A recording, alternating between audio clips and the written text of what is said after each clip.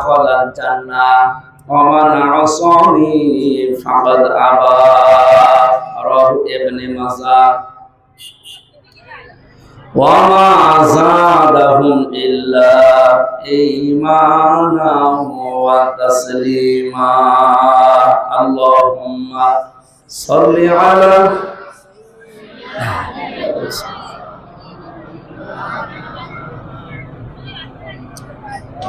walali sayyidina maulana Muhammad. Alhamdulillah। হরিপুরে এটা মনে হয় বাহির বহান্ত নাকি যেন মধ্যপাড়া এলাকার মানুষকে সাথে নিয়ে যারা এই অনুষ্ঠান সাজিয়েছে,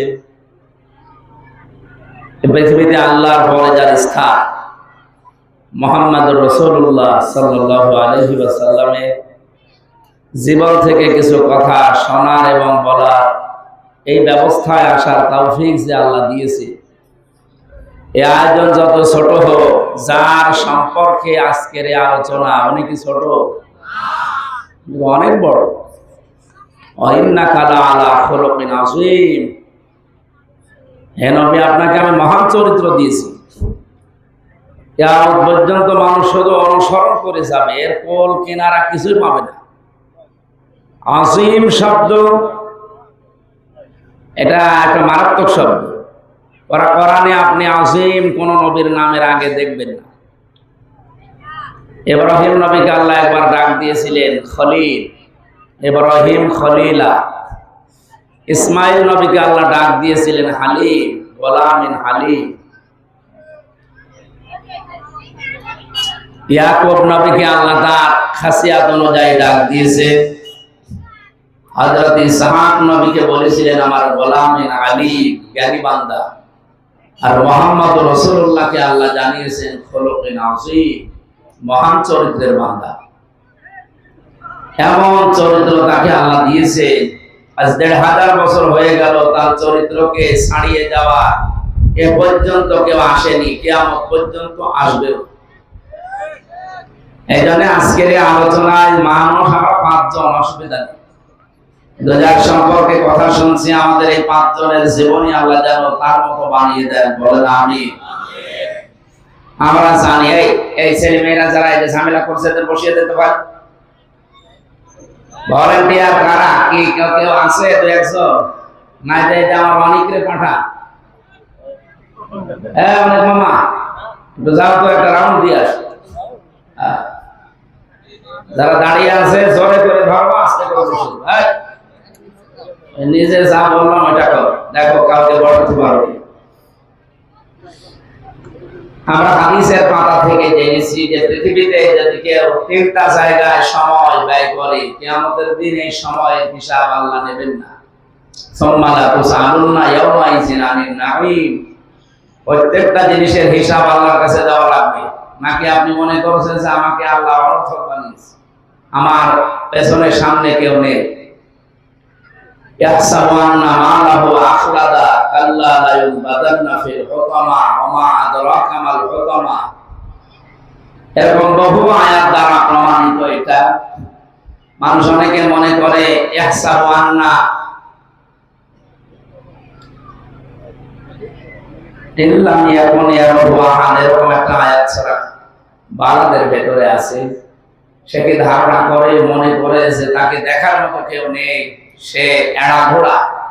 বাংলা অর্থ হচ্ছে সে ছাড়া ঘোড়া। না ফাহাসিবতুম আন্নামা খালাকনাকুম আবাসা ওয়া আন্নাকুম ইলাইনা লা তুরজাউন। মানুষকে ধারণা করে, মনে করে যে আমি তাকে এমনি এমনি বানিয়েছি, ওর জীবনে ভাবে শেষ হয়ে যাবে, অর্থ আমার কাছে ফিরে আসা লাগবে না। কখনো অবশ্যই আমি আল্লাহর কাছে তাকে ফেরত আসা লাগবে। যেহেতু যাওয়াই লাগবে, যাওয়া ছাড়া এখানে আমরা কেউ আছি? আরো যারা ছিল পৃথিবীতে শক্তিশালী, কেউ যাওয়া ছাড়া আছে? সবাই চলে গেছে। এই পৃথিবীর জমিনটা এরকম। আপনি আছেন, দেখেন এখানে ১০০ বছর পরে আপনিও থাকবেন না, আমিও থাকবো। এই জমিন ঠিকই থাকবে, এখানে চাষও হবে, পরবর্তী প্রজন্ম আসবে, এই জায়গাতে তারা আবার বিভিন্ন প্রতিষ্ঠান করবে, তারা বসবাসের জায়গা বানাবে, আমাদের মধ্যে হয়তো চলাফেরা করবে। আবার বাকি 100 বছর পরে যদি আপনি ফিরে আসার চান্স পান, এই ময়দানে এসে যদি বলেন এই মাদ্রাসা আমি বানিয়েছিলাম, আমি এখন সভাপতি, আপনারা ঢুকতে দেবে? আপনি কি কথা শুনতেছেন? এইটার নাম দুনিয়া। এই জন্য ফিরে যখন যাওয়াই লাগবে, হিসাব যখন দেওয়া লাগবে, আমাদের উচিত হচ্ছে হাদিস যেটা যে 3টা জায়গায় কেউ যদি সময় ব্যয় করে, আল্লাহ ওই হিসাবটা বাইরে রাখবে। তার 1 নম্বরে যদি কেউ কোরআনের পেছনে সময় ব্যয় করে। আমরা কোরআনের পেছনে সময় ব্যয় করছি না? আজকে যে তেলাওয়াতকৃত আয়াত সূরা আরাফে আমরা প্রায় 5 ভাগের 1 ভাগ পড়েছি, এর উপরে আমরা আলোচনা করব ইনশাআল্লাহ। ক্লাস আকারে আজকে 45 মিনিট থেকে সর্বোচ্চ 50 মিনিট আমরা কথা বলতে চাই, যেন এখান থেকে এই একটা ক্লাসে কিছু নিয়ে আমরা জীবনে কাজে লাগাতে পারি। আল্লাহ তৌফিক দেন, আমিন। দ্বিতীয় নম্বরে, আপনি যদি মা বাবার বৈধ কাজে কিছু খরচ করে, কিয়ামতের দিন আপনার জবাব দেওয়া লাগবে না আল্লাহর কাছে। মা বাবা বলছে, বাবা আমার তো ভালো লাগছে না, একটা ডিশ অ্যান্টিনা লাগিয়ে দাও তো, আপনি দিলে, এটার জন্য কোনো হিসাব দেওয়া লাগবে না নাকি? বৈধ কোনো কিছু যদি বলে, তাহলে আপনার সাধ্য মতো আপনি অবশ্যই তার পেছনে খরচ করুন। কারণ আল্লাহর আইন মানা ফরজ, মা বাবার আইন মানা কি না? ফরজ না। তাদের সেবা করা ফরজ, তাদের পেছনে খরচ করা ফরজ। মা বাবার আইন মানা কিন্তু ফরজ না। আইন মানা শুধুমাত্র ফরজ কার বলেন তো? এজন্য মা বাবার সেবা করা আল্লাহর আইন মানার মতোই ফরজ। এজন্য সাধ্য যাদের আছে তাদের কিন্তু খরচ করা উচিত মা বাবার পেছনে। আপনি হিসাব ছাড়া যদি তাদের বৈধ কাজে খরচ করেন, আল্লাহ আপনাকে দুনিয়াতে হিসাব ছাড়া নিয়ামত দিবে। কালকে বাড়ি যেয়ে খেয়ে সুবহানাল্লাহ বলেন। আপনি কথা বুঝতেছেন কি বলছি? আপনার মা আর বাবার জন্য যদি হিসাব ছাড়া আপনি বৈধ কাজে খরচ করেন, আল্লাহ দুনিয়া আখিরাতে আপনাকে হিসাব ছাড়া নিয়ামত দিবে। আর আপনি মনে করেন কালকে কেবল 150 টাকা দিলাম, এখন আবার 50 টাকা চাই, মানে আরে ভাই, যদি অবৈধ কোনো কাজে আপনি দেখেন যে বাবা দিলে বিড়ি খাবে, টাকা দেওয়ার দরকার। যদি দেখেন যে আমার বাবা একটু হালকা লাল পানি খায়, এই গাঁজা খায়, এরকম দিলেও খরচ করবে, এই জায়গায় দেওয়ার দরকার নেই, তাহলে আপনার গুনাহ হবে না। তো বৈধ কোনো কাজ, যেগুলো শরীর সুস্থ রাখার জন্য, অসুখ হয়েছে তার সেবা করার জন্য, চিকিৎসার জন্য, এরকম কোন কাজে যদি কেউ সম্পদ খরচ করে, ওটা হিসাব ছাড়া করলে আপনাকে হিসাব ছাড়া নিয়ামত দেওয়া হবে। আল্লাহ যেন আমাদের সবাইকে তৌফিক দেয়। এমনকি হাদিস হচ্ছে গীবত করা তো হারাম, নাকি হারাম না? কিন্তু ওই সন্তানের নাম ধরে গীবত করা বা জনগণের কাছে সতর্ক করা জায়েজ আছে, যে সন্তান তার সামর্থ্য থাকার পরেও তার নিজের মা বাবাকে দেখে না, খরচ দেয় না। এরকম বহু সন্তান দেশে আছে না নেই? এরকম বহু সন্তান দুনিয়ায় যেন আরো তৈরি হয়, যেন তৈরি হয়, এরকম একটা ব্যবস্থা সামনে করছে অনেকে, আপনি চিন্তা করতে পারবেন না। এই গত 2-3 দিনে কি ঘটে গেছে আপনি জানেন? বাংলাদেশের প্রাইমারি যত স্কুল আছে সেখানে নাচের যে শিক্ষক, গান শেখাতে হবে, এরকম শিক্ষক নিয়োগ দেওয়া হয়েছে অলরেডি। শরীর চর্চা কিভাবে করা লাগে এগুলোর জন্য অলরেডি শিক্ষক নিয়োগ দেওয়া হয়েছে। কিন্তু 1 থেকে 5 পর্যন্ত এই যে পেছনে প্রাইমারি, 92% মুসলমানের এই দেশ, এখনো পর্যন্ত একটা ধর্মীয় মাওলানা শিক্ষক নিয়োগ দেওয়া হয়নি। এটা কোন ষড়যন্ত্র আপনি টের পাচ্ছেন? আপনি বলছেন এ আর কি মানে আগামী 10 বছর পরে এই সন্তানের বয়স হবে কমপক্ষে 16 বছর। কারণ 6 বছরে স্কুলে যাচ্ছে, 10 বছর পরে কত হবে? 16 বছর পরে যখন এসএসসি ম্যাট্রিক দাখিল পাস করবে, এরপরে যদি পড়ান ভালো না হলে বিভিন্ন কর্মজীবনে চলে যাবে। অত 1 থেকে 5 পর্যন্ত শুধু শরীর চর্চা শিখেছে, গান শিখেছে, নাচ শিখেছে। কিন্তু ধর্মীয় শিক্ষক ছিল না, এই জন্য ইসলাম শিখতে পারে না। আল্লাহর পরে যে আপনার স্থান, আপনি মা আর বাবা, সেটাও জানে না। এই জন্য বাধ্য হয়ে দেখবেন বড় যত হবেন আপনার থেকে দূরত্ব তত বাড়বে। বড় হওয়ার পরে আপনাকে হয় আলাদা করে দেবে, না বৃদ্ধাশ্রমে রেখে আসবে। এটা একটা গভীর ষড়যন্ত্র, আর এটা করাচ্ছে দাদারা। এর পেছনে যদি আর একটু কলকাঠি নাড়ে কেউ, সেটা হচ্ছে এই সাদা সাদা চামড়ার যারা আছে তারা। এখানে যিনি দায়িত্বে আছেন ডক্টর মোহাম্মদ ইউনূস, দুই নবীর নাম কিন্তু আপনি নিয়েছেন, মোহাম্মদ একটা আর একটা কি। আমরা তো এক নবীর নাম লিখি যে মোহাম্মদ আমির হামজা, তাও মাঝে মাঝে লেখা হয় না, একবারে মুফতি আমির হামজা। আর আপনি দুই নবীর নাম নিয়ে বসে আছেন। আপনারা আমার সামনে 5 জন কি 20 জন অত দেখার দরকার নেই। এই যে কিরকম কাতিবিন আছে না, জায়গা মতো বসে। এই জন্য বলছে যিনি দায়িত্বে আছেন সর্বোচ্চ, এদেশের জনগণের আকাঙ্ক্ষা আপনি টের পাচ্ছেন কিনা জানি না। আমরা আলেম যারা আছি আপনাদেরকে সতর্ক করছি, আপনারা নির্বাচনের তারিখ অলরেডি দিয়েছেন ফেব্রুয়ারির 12 তারিখ, এরপরে হয়তো আপনারা থাকবেন না। আশা করবো আপনি এমন কিছু কাজ বাংলাদেশের জন্য করেন যেন মুসলমানদের অন্তরে আপনি চির অমর হয়ে থাকতে পারেন। আমরা চাই, আপনি গানের শিক্ষক দিয়েছেন, শরীর চর্চার শিক্ষক দিয়েছেন, আমরা প্রতিবাদ করি না, দেন আপনাদের যদি থাকে ওরকম দেন। ৯২% মুসলমানের দেশে আমরা চাই 1 থেকে 5 পর্যন্ত প্রাইমারিতে একজন মাওলানা দেওয়া লাগবে।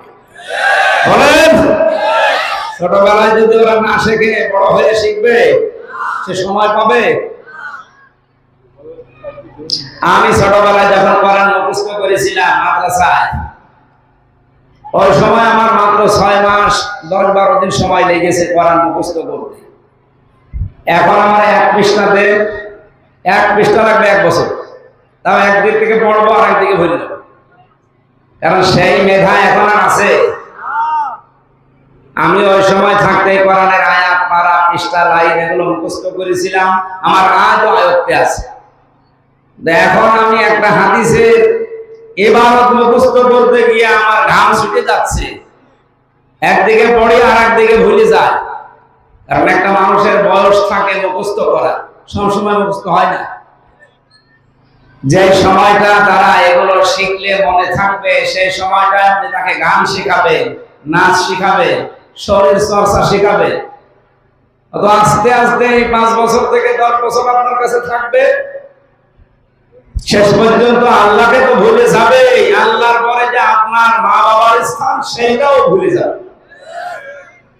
এজন্য আমরা ইমিডিয়েটলি জানাচ্ছি, যারা দায়িত্বে আছে আপনারা এই কাজ করে যান, নয়তো মুসলমানদের অন্তর থেকে আপনারা উঠে যাবেন।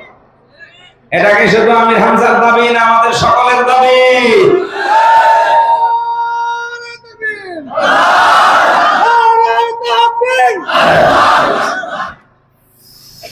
সম্মানিত কুষ্টিয়াবাসী, এজন্য আমি মন থেকে কথাগুলো বলছি, কারণ মা বাবার কাছে সন্তান এবং সন্তানের কাছে মা বাবা আছে, সম্মান মর্যাদা পাওয়া দরকার, এখন আস্তে আস্তে উঠে যাচ্ছে। তার এই কারণ অন্যতম এইগুলি। আমার ভাইরা,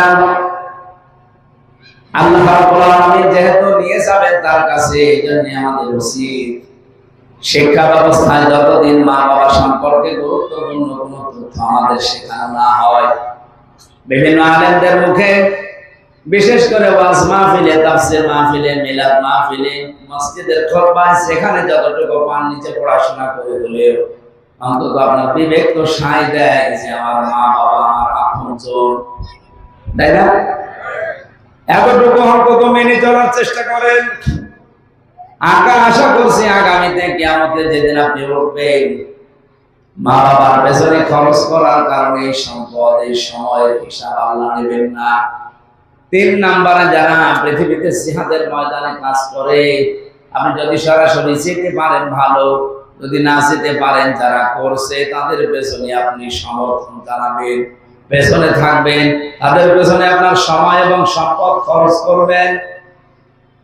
আমার তো এখন যতটুকু দৃষ্টি সারা বাংলাদেশ আমি ধরছি, আমি দেখছি সবচাইতে বড় জিহাদ বাংলাদেশে এখন বাতিলের সামনে টিকে থাকা। আগে তো কাফেরের সামনে ছিলাম, এখন আছে মুনাফিকের সামনে। এই পৃথিবীতে কাফেরের চাইতে সবচাইতে ভয়ঙ্কর শত্রু কিন্তু মুনাফিক। এটা তো আমি বানালাম নাকি? কোরআনে কারিমে সূরা নিসা 140 নম্বর আয়াতের শেষের দিকে আছে, ইন্নাল্লাহা জামিউল মুনাফিকিনা ওয়াল কাফিরিনা ফি জাহান্নামা জামিআ। অবশ্যই আমি আল্লাহ জাহান্নামে একত্রিত করব, আগে মুনাফিকদের এরপরে কাফেরদের। বলেন তো আগে মুনাফিকের নাম না কাফের? তাহলে আল্লাহর কাছে ঘৃণিত কাফেরের চাইতে মুনাফিক। এজন্য কোরআনে কারিমে আল্লাহ যেখানে মুনাফিকের আলোচনা দিয়েছেন সেখানে রেগে গেছেন, ইন্নাল মুনাফিকিনা ফিদ দারকিল আসফালি মিনান নার ওয়া লান তাজিদা লাহুম নাসীরা। আপনি কোরআনে মুনাফিকের আলোচনা যেখানেই দেখবেন সেখানে দেখবেন আল্লাহর ভাষাটা রাগ রাগ। কাফেরদের বেলায় আমি কোরআনের পুরা ভাষাটা আয়ত্ত করেছি, দেখেছি না রাগ আছে, কিন্তু মুনাফিকের রাগ না। অবশ্যই মুনাফিককে আমি জাহান্নামে দেব, কিন্তু উপরে রাখবো না, একেবারে নিম্নে দেব।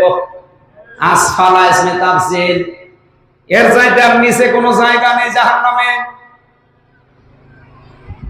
এখানে এখন সবচাইতে বড় জিহাদ বলেন, সবচাইতে বড় চ্যালেঞ্জ এই বাংলাদেশে মুনাফিকদেরকে ট্যাকেল দেওয়া।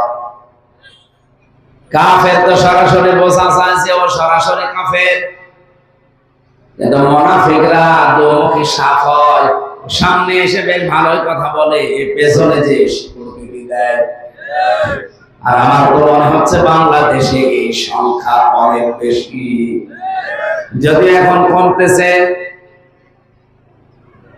নবীজি ইন্তেকালের আগে কথা জানিয়েছেন যে আমার উম্মতের ভেতরে মুনাফিক এই যে শব্দটা, এটা কোন কাফের, মুশরিক, ইহুদি, খ্রিস্টান, মাজুসি, যত জাতির লোক দুনিয়ায় বাস করে, কোন জাতির ভেতরে আপনি মুনাফিক পাবেন না। মুনাফিক তৈরি হয় শুধুমাত্র আমার উম্মত বলে যারা দাবি করে এই মুসলমানদের ভেতরে। হয় প্রবাসী, আপনি যদি এখন প্রশ্ন করেন হুজুর আমি মুনাফিক দেখবো, আপনাকে আমার মনে হয় সবচাইতে বেশি পাঠানো লাগবে হয় ইন্দোনেশিয়া না বাংলাদেশে। এই কথা বলছে। আপনি যদি ইহুদি দেখতে চান ইসরায়েলে যান, খালি ইহুদি পাবেন। যদি খ্রিস্টান দেখতে চান আমেরিকায় যান, শুধু খ্রিস্টান পাবেন। যদি বৌদ্ধ দেখতে চান মায়ানমারে যান, বৌদ্ধ পাবেন। যদি হিন্দু দেখতে চান পাশের রাষ্ট্রে যান, এখানে হিন্দু পাবেন। ওই লোকটা যদি বলে জাহান্নামে, তো এই বৌদ্ধ, হিন্দু, খ্রিস্টান এরা একেবারে নিচে থাকবে না, নিচে থাকবে যে মুনাফিকরা। আমি ওইটা দেখতে চাই। বলেন তো কোন দেশে পাঠানো লাগবে? এখানে 92% মুসলমান, তার মানে মুনাফিক থাকার সম্ভাবনা নেই। বলেন, এই জন্য আমাদের খুব সতর্কতার সহিত চলা দরকার যে মুনাফিকের কোন জাত যেন আমার ভেতরে চলে না আসে। কারণ ইহুদি খ্রিস্টান তো মুনাফিক হবে না, ওরা সরাসরি কাফের। মুনাফিক হওয়ার সম্ভাবনা বেশি কাদের? আমাদের। বলেন বলেন, আপনি দেখেন তো মুনাফিকের জার্ম আপনার ভেতরে আছে কিনা। সেলুনে যদি চুল কাটতে যায় কেউ, দাড়ি কাটে, গোঁফ কাটে, আমরা দেখেছি সেভ করতে গিয়ে এই লোকটাকে সেভ করেছে, ওই ব্লেড দিয়ে যদি আমারে সেভ করে আমি মেনে নেব।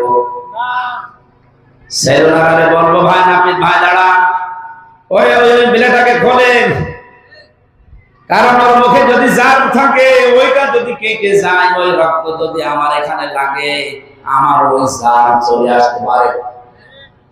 আপনি একটা অসুখের ব্যাপারে এত সতর্ক, অথচ পৃথিবীতে মুনাফিক তৈরি হবে শুধু মুসলমানদের ভেতরে। কখন যে আপনি মুনাফিক হয়ে গেছেন আপনি টেরও পাননি। আয়াতুল মুনাফিকি সালাসা, ইদা হাদাসা কাযাবা, কাযিবানা কাযাবা, ওয়া ইদা ওয়াদা আখলাফা, ওয়া ইদা তুমিনা খান। বুখারী শরীফের হাদিস। নবীজি বলেন মুনাফিক তো ওই লোকটা যে কথা বললেই মিথ্যা কথা বলে। বাংলাদেশে আজ এই প্রচলনটা অলরেডি বেড়ে গেছে। নিজেরা অন্যায় করে, অন্যায়টা একটা ভালো মানুষের উপরে চাপিয়ে দেয়। এই মিথ্যা, এই প্রোগ্রামগুলো এখন নেই। দেখেন আপনি নাম ধরেই বলছি, যে যাই করুক না কেন অনেকেই বলছে শিবিরের উপরে দায় দিয়ে দাও। আমি কি বেশি বললাম? মনে হচ্ছে বাংলাদেশে ইসলামী ছাত্র শিবির তৈরি হয়েছে অন্যের দায় নেওয়ার জন্য। তারা ইফতিজিং করবে, তারা ধর্ষণ করবে, তারা উল্টাপাল্টা ফেসবুকে কথা দেবে, আর প্রমাণ হয়ে গেলে বলবে এটা শিবিরের উপরে চাপিয়ে দাও। এই যে মিথ্যা, এই বিষয়টা যে কত মারাত্মক। মুসলমান আপনি আপনি মুনাফিক অলরেডি হয়ে গেছেন, যারা মিথ্যার উপরে বেড়ে উঠতেছে। 2 নম্বরে যারা ওয়াদা করে কিন্তু ঠিক রাখে না। যেহেতু এখন সামনে একটা ওয়াদার মৌসুম আসতেছে, কত মানুষ না দিতে পারলে ওয়াদা করবে। আমরা যারা ইসলাম নিয়ে রাজনীতি করি, আল্লাহর কসম কোরআন আমি হাতে নিয়ে বলতে পারি, আমি যেটা ওয়াদা করব আমি ইনশাআল্লাহ মানব। আমি তো আর এটার জন্য মুনাফিক হতে পারি না। আমি ওয়াদা করেছি কুষ্টিয়াতে যদি সত্যি আল্লাহ পাক দায়িত্বে আমাদেরকে আনে, বিশেষ করে ইসলাম যদি চায়, এই কুষ্টিয়ার সবচাইতে মারাত্মক রোগের নাম হচ্ছে সাদাবাজি। এই কুষ্টিয়ায় অন্তত আমি নিজে গ্যারান্টি দিতে পারি, ইসলাম দিয়ে এমন পরিবেশ তৈরি করব এই দেশে সাদাও থাকবে না, বাজিও থাকবে না। কিন্তু সেই জায়গা পর্যন্ত যদি আপনি না দেন, বলেন হুজুর ওয়াজ করে সাদাবাজি বন্ধ করেন। ওয়াজ করে 11-12 বছর করছি, সাদাবাজি বন্ধ হয়েছে? আরো বেড়ে গেছে।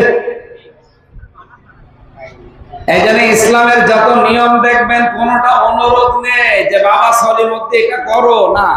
ইসলামের প্রত্যেকটা বিষয় আদেশ, ডু ইট, এটা কর। কারণ আল্লাহ হচ্ছেন মালিক, আমি হচ্ছি বান্দা। আল্লাহকে আমার কাছে এরকম করে বলতে পারে যে হাফিজ এটা কর, খুব ভালো হবে। ও বাবা হাফিজ এটা কর, তোর হাতে পায়ে ধরে বলছি, আল্লাহর দ্বারা এটা সাজে। উনি তো মালিক, উনি অর্ডার দেবেন। এখানে কোরআনের ভাষা হচ্ছে তা'আমুরুনা বিল মারুফ ওয়া তানহাউনা আনিল মুনকার। আপনাকে শরীয়তের যে ভালো ভালো কাজ আছে পরিচিত, এই কাজগুলোর আদেশ করা লাগবে। আর অন্যায় যেগুলো আছে এগুলো বাধা দেওয়া লাগবে, প্রতিবন্ধকতা সৃষ্টি করা লাগবে। আর এই প্রতিবন্ধকতা সৃষ্টি করতে হলে আইন লাগে, আইনের প্রয়োগ লাগে। আইন বাংলাদেশে আছে কিন্তু প্রয়োগ নেই। বাইরের দেশে আমি যখন যাই দেখি সেখানে আইন আছে এবং আইনের প্রয়োগ আছে, এই জন্য সে দেশে অপরাধ নেই। মালয়েশিয়াতে ইসলামের আইন সব নেই, ওদের দেশীয় আইন আছে এবং প্রয়োগ আছে। ওই আইনটা প্রয়োগ থাকার কারণে মানুষ এত ভয়ে থাকে, সমর্থন থাকার পরও চুরি করে না, সমর্থন থাকার পরও ডাকাতি করে না। কারণ জানে যদি একবার ধরা পড়ে জীবন শেষ করে দেবে।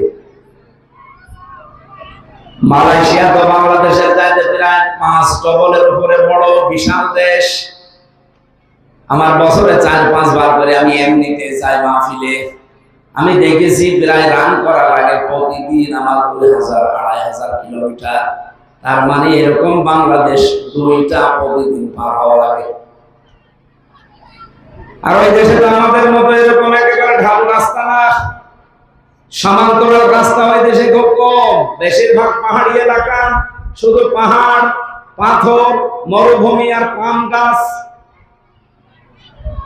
যে সমস্ত রাস্তা দিয়ে আমি ড্রাইভারের সাথে গেছি, আমি দেখেছি 1500 কিলো 2000 কিলোমিটার চলছি সারা রাত সারা দিন। এমন এমন জঙ্গল পার হওয়া লাগে, প্রায় 30 কিলো 40 কিলো শুধু জঙ্গল, একটা মানুষের দেখা পাওয়া যায় না। ড্রাইভার আমারে বলছে, হুজুর কোনো ভয় নেই, রাত এখন 3টা বাজে, তাতে কি হয়েছে, আল্লাহ ছাড়া কেউ আমাদের সামনে আসবে না। আমরা তো এইরকম একটা দেশ বানাতে চাই। 54 বছরে অনেকেই চেষ্টা চালিয়েছি, পারে নাই, এবার পারবো ইনশাআল্লাহ। ইসলাম দিয়ে কি কথা বলা যায় কেন? ইসলাম দিয়ে বলা যাবে না? সৌদি আরবের মক্কা থেকে মদিনা প্রায় 470 কিলোমিটার পথ। তার মানে আপনি এখান থেকে যদি কুষ্টিয়া থেকে শুরু করেন কমপক্ষে নোয়াখালী, বিশাল ডিস্টেন্সের পথ যখন আমরা গিয়েছি, আমি নিজে দেখেছি রাত 2টা 3টা 4টা বাজছে, ড্রাইভার তেলাওয়াত করছে আর যাচ্ছে, কোনো চিন্তা তার মনের ভেতরে নেই। মিশরের ড্রাইভার মন খুলে তেলাওয়াত করছে রাত 2টার সময়, আল মানু ওয়াল বানুনা জিনাতুল হায়াতিদ দুনিয়া ওয়াল বাকিয়াতুস সালিহাতু খায়রুন ইনদা রাব্বিকা সাওয়াবান ওয়া খায়রুন আমালা। আমি ড্রাইভারের পেছনে ছিলাম, আমি দেখেছি, আমার মনে হচ্ছে চোখ খুলে রেখেছি, বন্ধ করেছে, বোঝা যাচ্ছে না, চালিয়ে যাচ্ছে আর তেলাওয়াত চলছে। অথচ রাত 2টা বাজে 3টা বাজে, কোনো চিন্তা নেই, টেনশন নেই মনের ভেতরে যে সামনে না জানি কোনো ডাকাত এসে পড়ে কিনা, কোনো ছিনতাইকারী আসে কিনা, কোনো চোর এসে আমার আবার ঝামেলা করে কিনা। না, একটাই ভয় তার মনের ভেতরে, আল্লাহর ভয়। সুবহানাল্লাহ বলতে পারেন না? যদিও মনে করছে যে এই কয়জনের সামনে কথা বলি, এই কথা বলার দরকার কি? আরে ভাই, আমার সামনে এখন বাংলার 18 কোটি মানুষ, এই যে এগুলো সব চলছে লাইভ, সারা দেশের মানুষকেই শোনাতে চাচ্ছি। এবার আমরা ইসলাম দিয়ে দেশটাকে সাজাতে চাই, আপনাদের কাছে আমরা সুযোগ চাই, আপনারা একটু সমর্থন করেন। কারণ এটা এখন জিহাদের ময়দানে আছি আমরা। আপনার কাছে যাই মনে হোক, আমরা কিন্তু জিহাদি মনে করছি। বদরের ময়দান দেখিনি আমরা, উহুদের ময়দান দেখিনি। এবার হক আর বাতিলের যেভাবে লড়াই আরম্ভ হয়েছে, এবার মনে করবেন বাংলাদেশে এই নির্বাচনটা বদরের উহুদের মতোই। কারণ যেভাবে যারা কথা বলা আরম্ভ করেছে, ইসলাম থাকবে কি থাকবে না, এটা একটা চ্যালেঞ্জ আসতেছে। বদরের ময়দান যেমন ছিল যে ইসলাম থাকবে কি থাকবে না, ওখানে পরাজিত হলে ইসলাম শেষ, আর যদি জয়লাভ করে ইসলাম টিকে যাবে। এই জন্য নবী বারবার দোয়া করেছিলেন বদরের ময়দানে, রব্বুল আলামিন আজকে আমার যা সামর্থ্য ছিল এই 313 জন নিয়ে আমি কিন্তু চলে এসেছি, ওরা আমাদের এগেইনস্টে এসেছে প্রায় 1000-এর উপরে। আজকের যে দৃশ্য তুমি তো জানো, যদি আজকে আমরা পরাজিত হয়ে যাই, ইসলাম কিন্তু আর থাকবে না। সুতরাং তোমার কাছে আমি বারবার সাহায্য চাচ্ছি, আমার এই সাহাবীগুলো যদি আজ টিকে না থাকে, সব বিদায় দেয়, আমি কিন্তু একা আর পারবো না। আল্লাহ পাক সঙ্গে সঙ্গে 1000 ফেরেশতা নাযিল করেছে। আমরা যদি সত্যি এবার ওই ময়দান মনে করেন, কারণ ওদের কথাবার্তা শুনে আমি বলছি, যারা বলে শরিয়া আইন আমরা বিশ্বাস করি না, যে মানুষগুলো বলে এই দেশে যেন মৌলবাদী মাথা ছাড়া দিয়ে উঠতে না পারে, আপনি কি মিন করেন? আমরা কি থাকবো না সেটা আপনাদের কথাবার্তায় বুঝে ফেলেছি যে এটাই আমাদের মরণ, কামড় দেওয়া লাগবে, এটাই আমাদের শেষ। ইসলাম নিয়ে তো দূরের কথা, জীবন নিয়েও টিকে থাকা কঠিন হয়ে পড়বে। এই কারণে এবার আমার মনে হয় এদেশে যারা হালকা ইমানদার, তারা পর্যন্ত জোট বেঁধে ফেলেছে যে এবার সব দেখা শেষ, ইসলামের বাংলাদেশ। এটা চান কারা কারা দেখে? লিল্লাহি তাকবীর। সব হাত তুলেছে না কিছু মানুষ হাত তুলেছে? ঠিক আছে, আলহামদুলিল্লাহ। আমি জানি এখানে কোন মুনাফিক, কোন কাফের আসে না, আর ওরা আসবে না। ওরা আরো বিরোধিতা করেছে সে 1500 বছর আগে, এখনো করছে, ভবিষ্যতে। সুতরাং কাফের মুনাফিক আমার কোনো দরকার নেই, ইমানদার 5টা হলে ওইটাই যথেষ্ট। 313 জন নিয়ে যদি 1000-এর মোকাবেলা করা যায়, বাংলাদেশের জরিপ এখন 18 কোটির ভেতরে 7 কোটি 20 লাখ মানুষ চাচ্ছে দেশে ইসলাম কায়েম হোক। সুতরাং যতই নড়াচড়া করেন মামা, মাথা কিন্তু ধরা হয়ে গেছে। যতই নড়াচড়া করেন কিছুই হবে না। এরপরে বহির্বিশ্বে, বিশেষ করে মুসলিম দেশগুলো এবং খ্রিস্টান দেশ যারা আছে, আমি হিসাব করে দেখলাম, লা তাজিদান্না আশাদ্দান নাসি আদাওয়াতাল লিল্লাযিনা আমানু ইয়াহুদা ওয়াল্লাযিনা আশরাকু ওয়া লা তাজিদান্নাহুম আহরাসান নাসি আলা হায়াতি ওয়া মিনাল্লাযিনা আশরাকু। দুইটা আয়াতে আল্লাহ কথা দিয়েছেন একরকমই, কিন্তু বক্তব্যটা আলাদা। রব্বুল আলামিন বলেন, হে নবী, আপনি দেখবেন দুনিয়াতে মুসলমানদের জঘন্যতম শত্রু একটা ইহুদি আর একটা মুশরিক। তুলনামূলকভাবে তারা দুনিয়ার প্রতি সবচাইতে বেশি আসক্ত। আপনি দেখেন তামাম পৃথিবীতে সবচাইতে বেশি থাকা সেই রকম ব্যবস্থা করে রেখেছে হয় ইহুদিরা না মুশরিকরা। হ্যাঁ, আপনার কাছাকাছি আপনি পাবেন মাঝে মাঝে, সব সময় না, খ্রিস্টানদের। এরপরে আয়াতে দেখবেন নাসারা শব্দটা আছে। নাসারা মানে কি? খ্রিস্টান। খ্রিস্টানদেরকে আপনি একটু কাছাকাছি সাহায্যের হাত পাবেন। সুতরাং আজ বিশ্বের দিকে তাকালে আমরা দেখতে পাচ্ছি আমেরিকা এটা খ্রিস্টান। আমেরিকা কি বলেন বলেন? আগস্টের 5 তারিখের আগের খবর বাদ দেন। এরপরে যেভাবে এরা ইসলামপন্থী মানুষগুলোর সাথে মিশতেছে আর এদের কাজকর্মগুলো অবলোকন করছে, এরা অলরেডি বুঝে ফেলেছে যে পৃথিবীকে শান্ত করতে হলে ইসলামেরও বিকল্প এখন আর কিছু নেই। এই জন্য অনেক খ্রিস্টান যারা দেশ চালায় তাদের দায়িত্বশীল মানুষগুলোকে দেশের ইসলামপন্থী মানুষদের কাছে পাঠাচ্ছে। ওদের কাছে তো পাঠায় না। আপনি কথা বুঝতেছেন? এই জন্য হীনমন্যতায় ভুগবেন না। না না জানি কি হয়ে যায়, যদি আবার না আসে তাহলে ঘরে থাকতে পারবো তো। আপনি ঘরে থেকে কি করবেন? আপনি ঘরে থেকে কি করবেন বলেন? আর আপনার এরকম মন তৈরি হয় কেন যে হবে কি হবে না? মানে ছেলে যদি এলাকার মানুষকে বলে বেড়ায় আমি আমার বাবার সম্পদ পাবো কি পাবো না, ও কি পাগল না মাথা খারাপ? লোকজন বলবে না, আরে তুই তোর বাবার সম্পদ পাবি না, মানে তোর বাবার সম্পদ তুই যদি উত্তরাধিকারে না পাস এই এলাকার লোক পাবে? এবার যে সুযোগ আল্লাহ তৈরি করে দিল, 54 বছরের সুযোগ ছিল। এরপরে যদি আপনার মন হয় যদি না পারি কি হবে, আপনার এরকম মনে হবে কেন? আপনি কি বাবার অবৈধ সন্তান? আমি আশা করছি কি বলতে চাই বুঝে ফেলেছে। কোনো ভয় নেই, আমাদের কোনো চিন্তা নেই। অলরেডি আমরা যেহেতু নেমেছি, বিজয় আমাদেরকে আল্লাহ দেবে, শুধু শর্ত আমাদেরকে নির্ভেজাল মুমিন হওয়া লাগবে। মুনাফিক যারা আছে, কাফের যারা আছে, ওরা তো আর মুমিন না। ওরা কি না?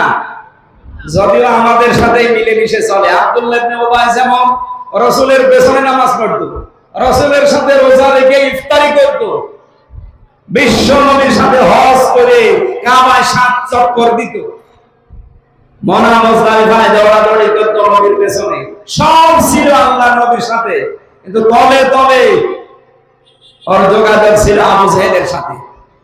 আমার তো বাংলাদেশের দৃশ্য মনে হচ্ছে অধিকাংশ এখন সব আব্দুল্লাহ ইবনে উবাইয়ের হয় ছেলে নাই ভাইরা ভাই। এই কথা বলে কেন?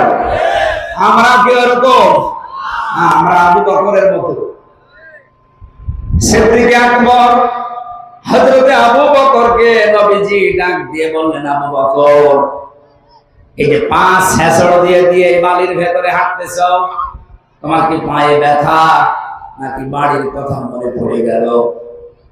হযরতে আবু বকর বলেন, হে নবী, আবু জেহেলের নাম আপনি জানেন? আবুল হাকাম, বুদ্ধির বাপ। ওর এত বুদ্ধি, এত তীক্ষ্ণ ব্রেন, ওর এত তীক্ষ্ণ মেধা। সকালবেলা উঠে যখন আমাদের পেছনে আসবে, তখন আমাদের এই পায়ের ছাপ দেখে দেখে ও বলবে যে এটা মুহাম্মদের পা, এটা আবু বকরের পা। এত তীক্ষ্ণ মেধা তাকে আল্লাহ দিয়েছে। উঠের যে বিষ্ঠা আছে, যে পায়খানা আছে, উঠ, এই উঠের পায়খানা পরীক্ষা করে বলে দিতে পারতো যে এই উঠটা অমুকের ছেলে অমুকের। কি মেধা দিয়েছিল তারা বলেন তো? এই জন্য আমি 5 দিতে দিতে যাচ্ছি আপনার পেছনে, যেন আপনারটাও মুছে যায়, আমার পায়ের ছাপ মুছে যায়। যেই দিন আপনার কাছে আমি কালেমাটা পড়েছি, ওই দিন থেকে আল্লাহর পরে আপনার পরে পৃথিবীর কোনো কিছু আমার অন্তরের ভেতরে আর বেশি মহব্বতের নেই। হরিপুরবাসী, এই হরিপুরে যদি 5,000 মানুষ আপনারা ইসলামের পক্ষে থাকেন আর 10,000 যদি ইসলামের বিপক্ষে থাকে, আমাদের কোনো চিন্তা নেই। কারণ আমরা জিতলেও আমাদের লাভ, আমরা হেরে গেলেও আমাদের লাভ। কিন্তু যারা আছে বিপক্ষে ইসলামের, ওরা তারা আমির হামজার বিরুদ্ধে না, ওরা সরাসরি বিরুদ্ধে ইসলামের। যেহেতু 92% নামধারী মুসলমান আমরা আছি, সরাসরি বলতে পারে না আল্লাহ মানি না, এই জন্য ঘুরিয়ে পেঁচিয়ে বলে যে আমির হামজা রাজনীতি করে, ওর কথা শুনি না। আমির হামজা রাজনীতি করে, ওকে বাবার কথা বলে। কোরআনের রাজনৈতিক বক্তব্য না থাকলে আমি জীবনে বলতাম না। কি কথা বলে না? আমরা এসেছি সিরাত শুনতে রাসূলের। বলেন তো কোরআনে এমন একটা আয়াত দেখাতে পারবেন যে আয়াতে আল্লাহর ঘোষণা নেই, রাসূলুল্লাহর সিরাতের কথা নেই? বলেন একটা আয়াত বলেন তো। এমনকি যে আয়াতে কোনোদিন কল্পনাও করা যায় না যেখানে রাসূলুল্লাহর কথা থাকতে পারে, সেখানে আমি পেয়েছি কুল হুয়াল্লাহু আহাদ আল্লাহুস সামাদ লাম ইয়ালিদ ওয়া লাম ইউলাদ ওয়া লাম ইয়াকুল লাহু কুফুওয়ান আহাদ। বলেন এই আয়াতের ভেতরে কি আছে?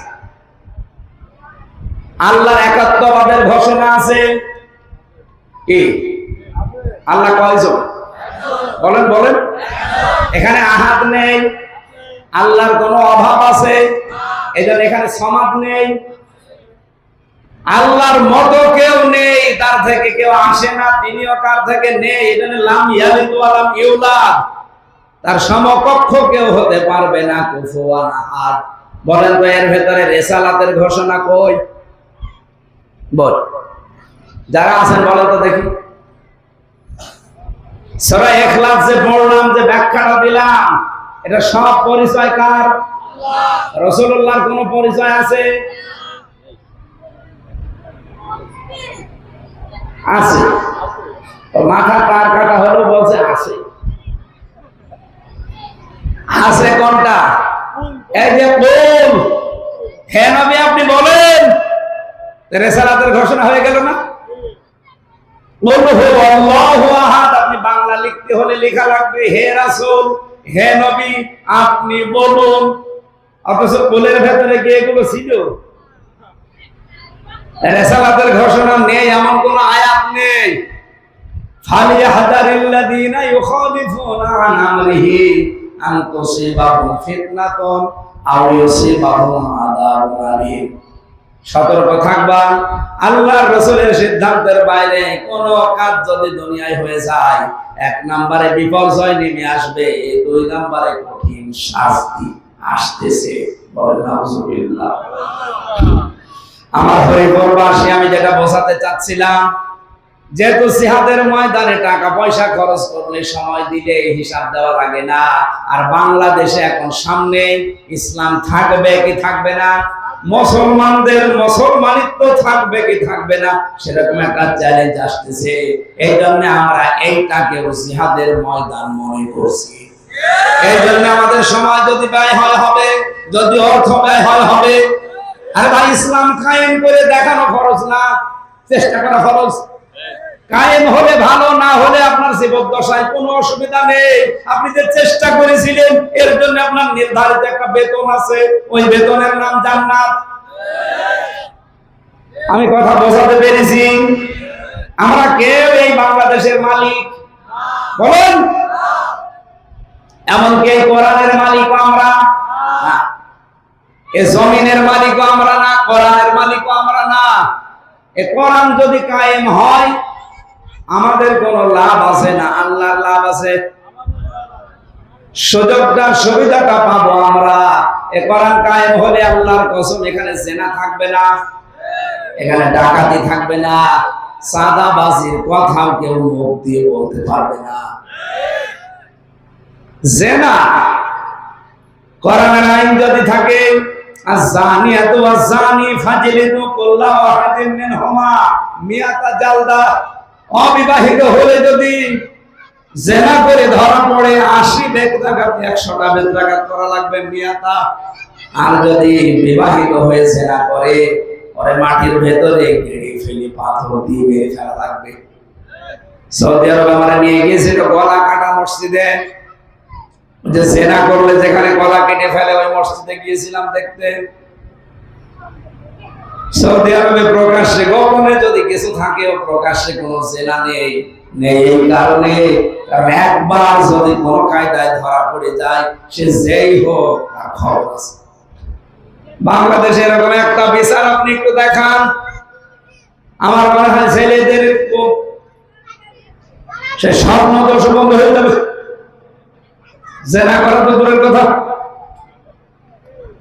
কারণ কোন রোগের কোন ঔষধ আমরা যদি নাও জানি, যিনি বানিয়েছে তিনি জানে না, ভালো করে জানে। এখানে জিহাদের এই ময়দানে আপনি সব আজকে সামনে যদি এরকম পরিবেশ আসে, আপনার সময় আপনার সম্পদ আপনি নির্দ্বিধায় খরচ করবেন। কিয়ামতের দিন আল্লাহ যখন হিসাব নেবে এইটা হিসাবের বাইরে রাখবে। এই জন্য সারাটা জীবনই যেন হয় কোরআনের পেছনে, নাই মা বাবার পেছনে, নাই জিহাদের ময়দানে যেন ব্যয় হয়। বলেন আমিন। জিহাদ মানে কিন্তু শুধু মারামারি করা না, শুধু তরবারি নেওয়া না, শুধু অস্ত্র হাতে নেওয়া না। আপনি যে একজনের সাথে ইসলামের কারণে একটু বাক বিতণ্ডা করলেন, একটু উচ্চ স্বরে কথা বললেন, এইটাও জিহাদ। কথা বুঝতেছেন? এই যে আমার আগে যে কথা বলছিল, ওর কথা কোন দিক থেকে কোন দিকে বলেছে হালকা পাতলা শুনলাম। চাই বলো বলে হুঙ্কার দিয়েছে। এই হুঙ্কারে আমার মনে হয় যারা মুনাফিক ওরা মনে করছে না এখানে মনে হয় কিছু আছে। এটা একটা কৌশল।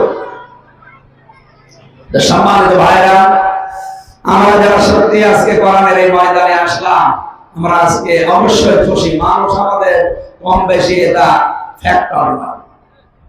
আমি আসতে পেরেছি কোরআনে কারীম শোনার জন্য, নবীর জীবনী শুনতে, এটাই সাকসেস। পৃথিবীতে আল্লাহ যদি কারো পরে খুশি হয় বেশি, তাকে 4টা জিনিস দেয়। আপনি দেখেন তো আল্লাহ আপনার উপরে খুশি আছে কিনা। 1 নম্বরে তার ঘরে আল্লাহ একটা কন্যা সন্তান পাঠায়। শুধু মেয়ে হলে এটা খুশি হয়, আপনার স্ত্রী না, সরাসরি খুশি কে? যদিও আমরা পুরুষ মানুষ যারা বাবা অনেকে মন খারাপ করি, এরকম বাবা দেশে নেই।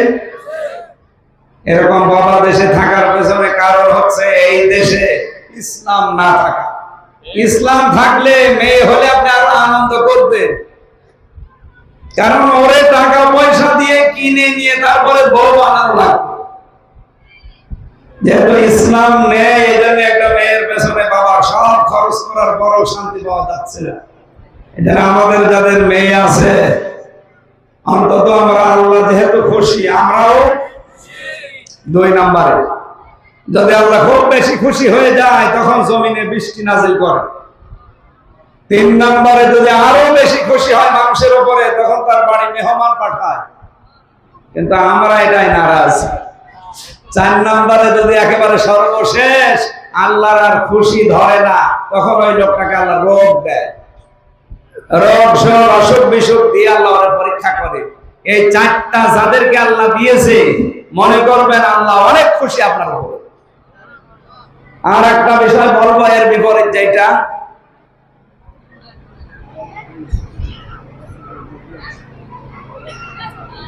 আমি তো আন্দাজে বললে আবার বানানো বলা হয়ে যাবে। হাদিস তিরমিজি শরীফ, আল্লাহ রাব্বুল আলামিনের নবী বলেন, এই পৃথিবীতে আল্লাহ সবচাইতে বেশি নারাজ হয় যখন, কিন্তু বান্দা ওইটা পেয়ে সবচাইতে খুশি।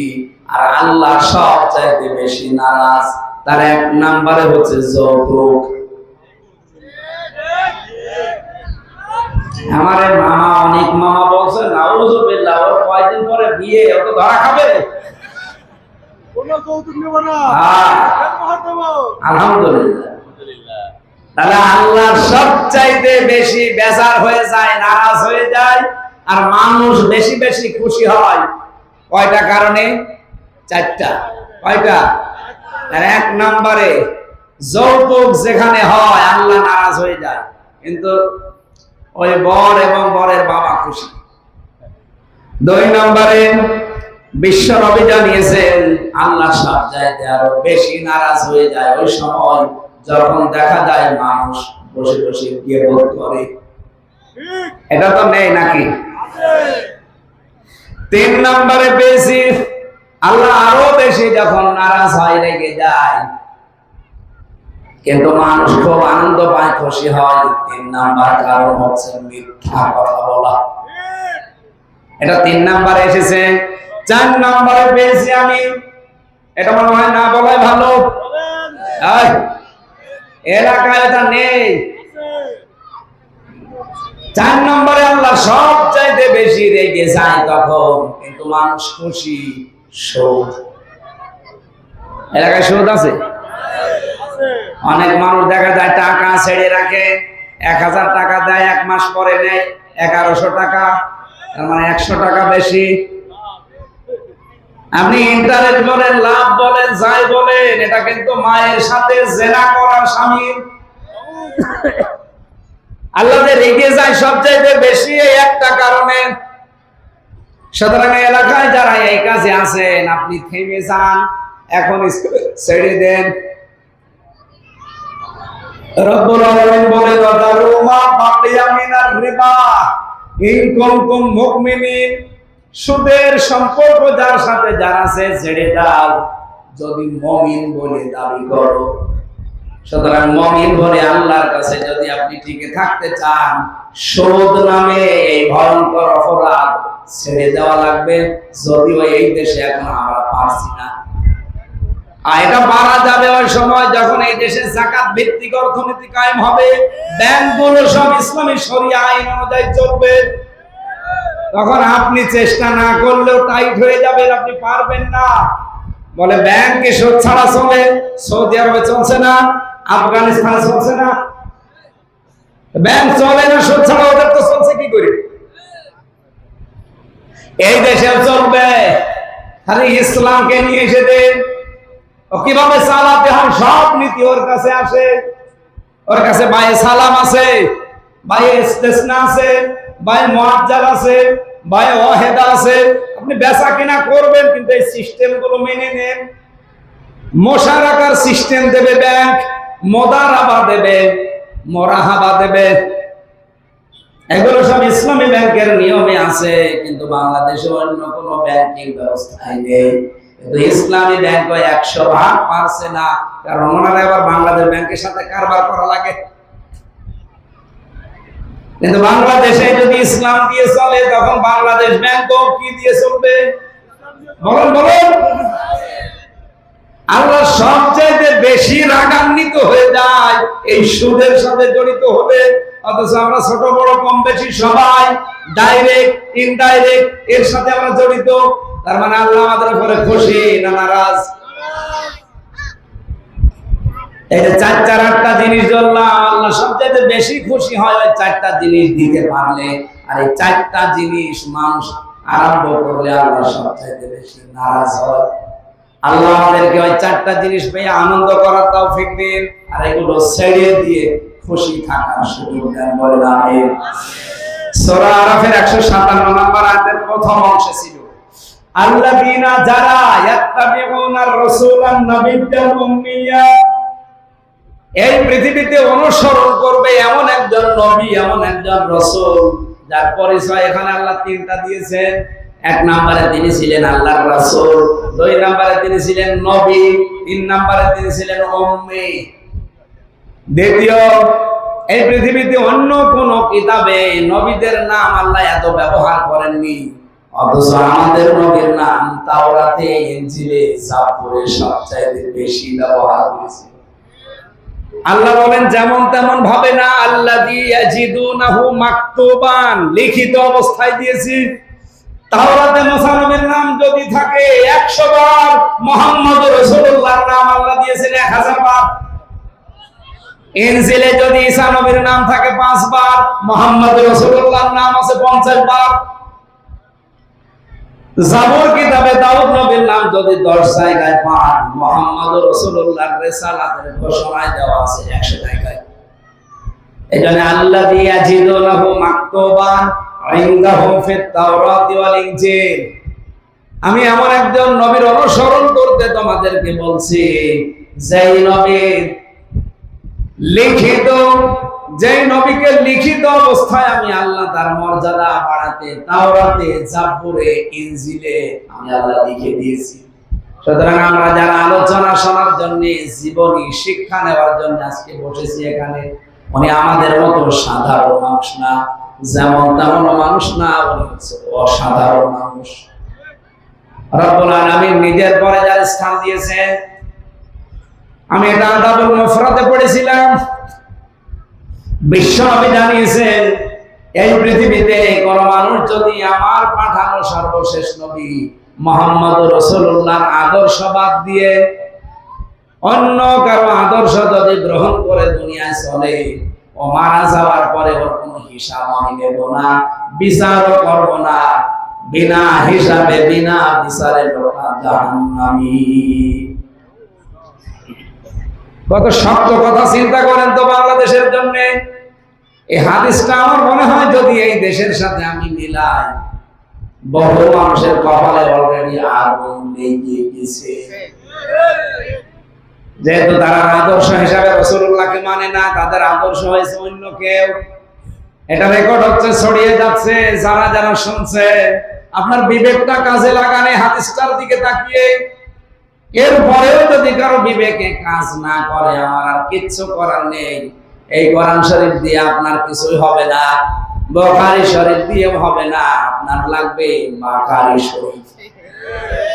কি শরীফ? আমাদের এই হরিপুর কি সদর থানার যিনি আমির আছে, ওনার নাম কি? শরীফ। ওনার নামের আগে শুধু একটা বাঁকারি যোগ করে দেবে।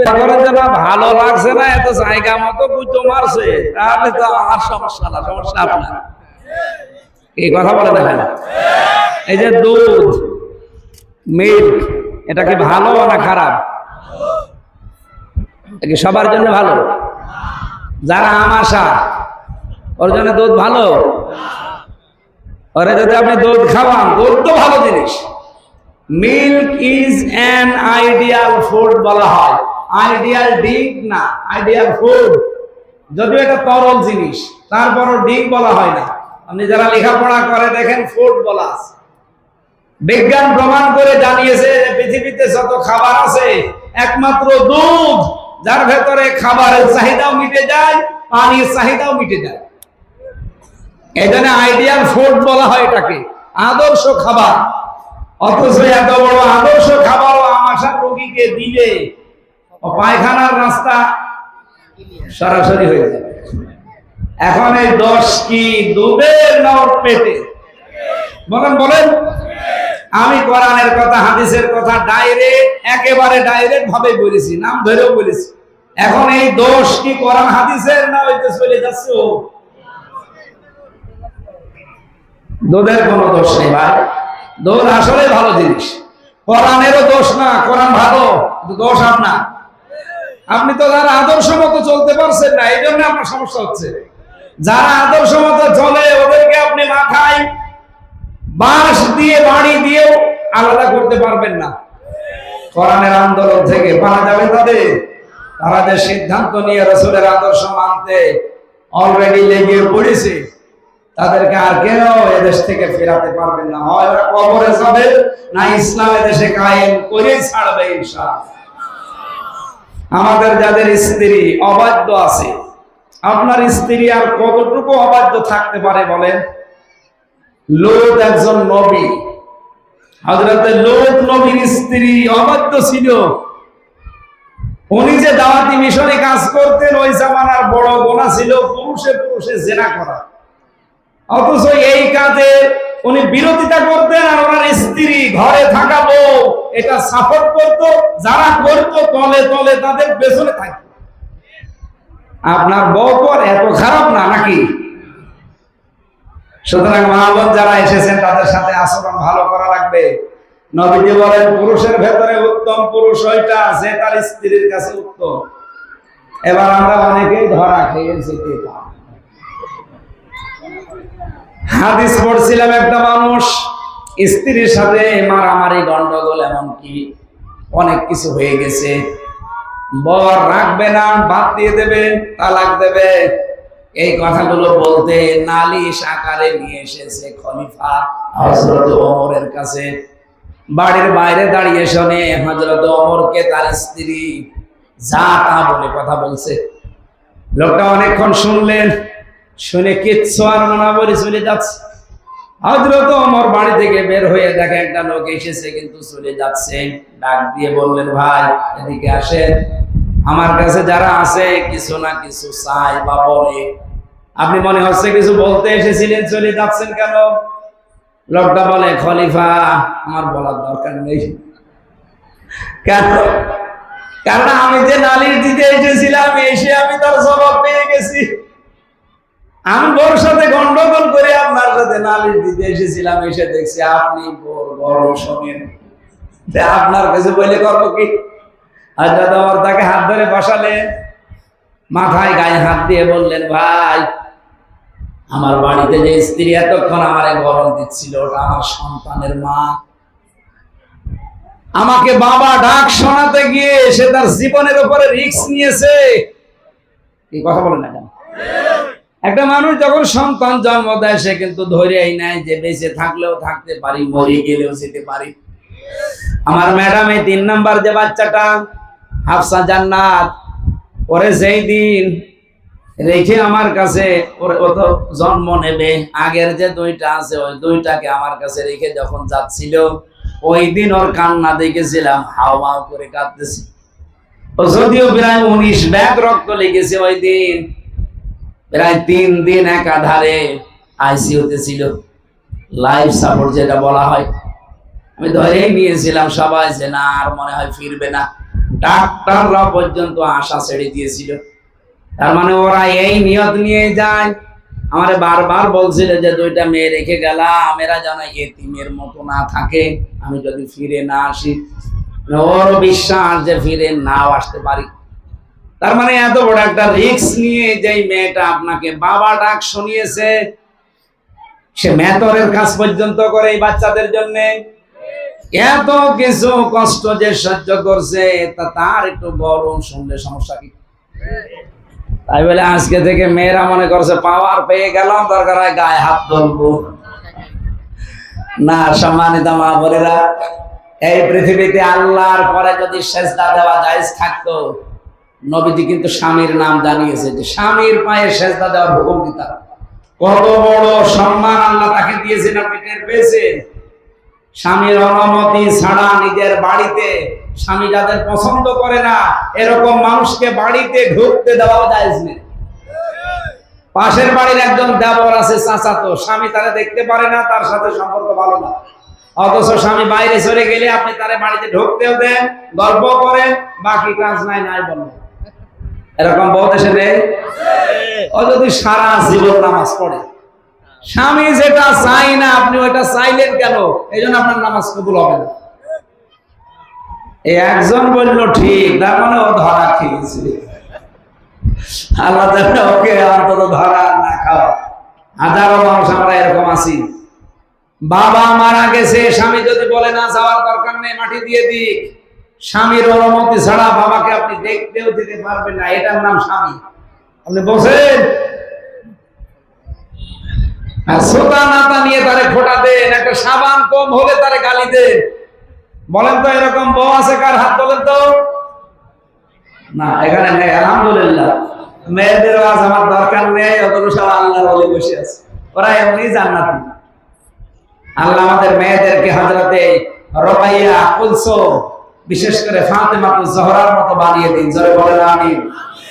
আজকের আলোচনা আয়াতের মূল বিষয় ছিল এই রবিউল আউয়াল মাসে এইটা, যে অনুসরণ করার মতো দুনিয়ায় কেউ নেই শুধু রাসূলুল্লাহ বাদে। যার যে বৈশিষ্ট্য শুনলাম, এই বৈশিষ্ট্য বাংলাদেশে কারো কি আছে যাদের অনুসরণ আমরা করি? রাসূলের বৈশিষ্ট্য হচ্ছে তার নাম তাওরাতে ইনজিলে, আপনি যাকে মেনে চলেন তার নাম তাওরাতে ইনজিলে না। আমেরিকার বইতে যে পড়েন তো আপনার নেতার নাম আমেরিকার বইতে আছে কিনা? এরপরে আমাদের নবীর বৈশিষ্ট্য, তিনি ছিলেন আল্লাহর সরাসরি রাসূল, নবী, উম্মি, অনেকগুলো গুণাগুণ আল্লাহ তাকে দিয়েছেন। আহ্বান জানাচ্ছি, চোখ কান বুঝে রাসূলুল্লাহর বাইরে আর কাউকে মানবেন না। আল্লাহ আমাদেরকে তৌফিক দিন। এখন অনেক রাত, কালকে আমার অনুষ্ঠান আরো 5টা, এজন্য আজকে আর কথা বলা ঠিক হবে না। এই বই আপনারা যদি পান গাড়ি থেকে নিয়ে যাবেন। আমি জেলখানায় যে কয়টা লিখেছিলাম তার ভেতরে এটা একটা, সৃষ্টি জগৎ নিয়ে লেখা অনেক